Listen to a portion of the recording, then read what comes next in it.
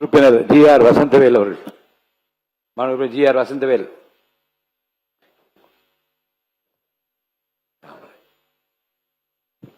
பேரவைத் தலைவர் அவர்களே, எனது தொகுதி உளுந்தூர்பேட்டைக்கு உளுந்தூர்பேட்டை நகராட்சி 30,000 மக்கள் தொகை கொண்டது.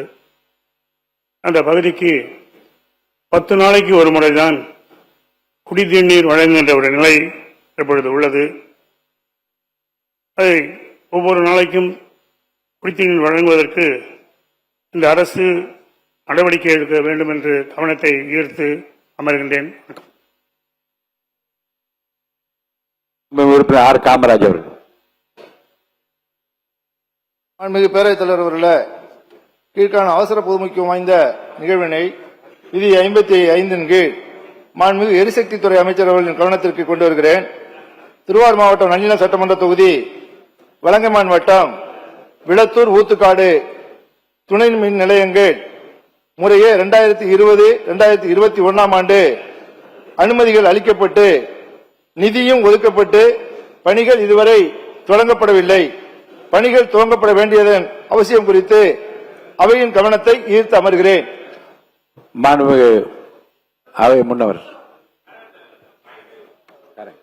மாண்புமிகு பேரவைத் தலைவர் அவர்களே, அவையில் இருக்கிற ஒவ்வொரு சட்டமன்ற உறுப்பினருக்கும் உரிமை இருக்கிறது. தங்களுடைய தொகுதிகள் மற்ற தமிழ்நாட்டில் இருக்கிற பிரச்சனைகள், தமிழ்நாட்டில் இருக்கிற பல்வேறு பகுதிகளில் நடைபெறுகிற நிகழ்ச்சியை பற்றி கேட்கலாம். ஆனால் கவன ஈர்ப்பு தீர்மானத்தை அவர்கள் கொண்டு வந்து கேட்கின்ற போது இங்கே இருக்கின்ற அமைச்சர்கள் அதற்கு சரியான பதிலை வைத்திருக்கிறார்களா என்பதை தெரிந்ததற்கு பிறகு நீங்கள் அதை அனுமதித்தால் அது நன்றாக இருக்கும். இன்றைக்கு ஒரு ட்ரையலாக நீங்கள் பார்த்துட்டீங்க. ஆகவே இனிமேல் கவன ஈர்ப்பு தீர்மானம் கொண்டு வருகிற போது அந்த கவன ஈர்ப்பு தீர்மானத்திற்கு அமைச்சர் உரிய பதில் வைத்திருக்கிறார் என்று தங்களுக்கு வந்ததற்கு பிறகு அனுமதிக்குமாறு அன்போடு கேட்டுக்கொள்கிறேன். மாண்புமிகு உறுப்பினர் உட்காருங்க.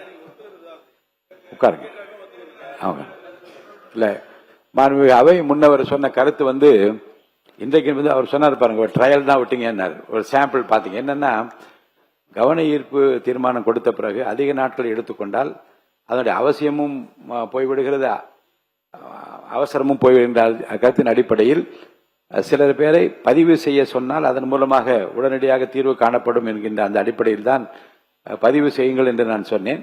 பலர் சொன்ன கருத்துக்களுக்கு உடனடியாக மாண்பு அமைச்சர் பெருமக்களும் பதில் சொல்லியிருக்கிறார்கள்.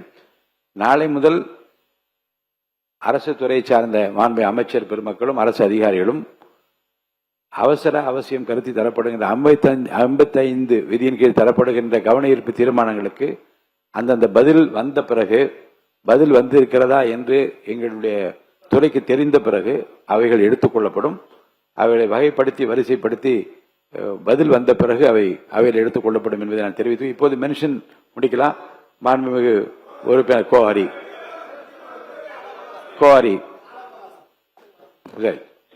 மாண்புமிகு பேரவைத் தலைவர் அவர்களுக்கு நன்றி. படிச்சிருங்க, அதை படிங்க. கவன ஈர்ப்புல கொடுத்ததை படிங்க. திருத்தணி சட்டமன்ற தொகுதிக்கு உட்பட்ட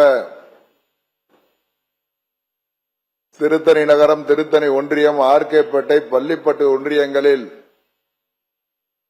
கடந்த 2 மாதங்களாக கடுமையான வறட்சி நிலவுவதால் பொதுமக்கள் குடிநீர் பிரச்சனைக்காக ஆங்காங்கே சாலை மறியல் ஆர்ப்பாட்டங்கள் செய்து கொண்டிருக்கிறார்கள். அதை ஏற்கனவே இந்த அவையிலே உள்ளாட்சித்துறையுடைய படிங்க தயவுசெய்து. அவ்வளவுதான். குடிநீர் பிரச்சனை அதிக அளவில் உள்ளதால் அப்பகுதி மக்களுடைய நலனுக்காக உடனடியாக போர்க்கால அடிப்படையில் உள்ளாட்சித்துறை அமைச்சர் அதற்குண்டான நடவடிக்கை எடுக்க வேண்டும் என்று கேட்டு இந்த அவையின் கவனத்தை ஈர்த்து மீண்டும் ஒருமுறை சட்டப்பேரவை தலைவருக்கு என்னுடைய மனமார்ந்த கோடான கோடி நன்றியை தெரிவித்துக் கொள்கிறேன்.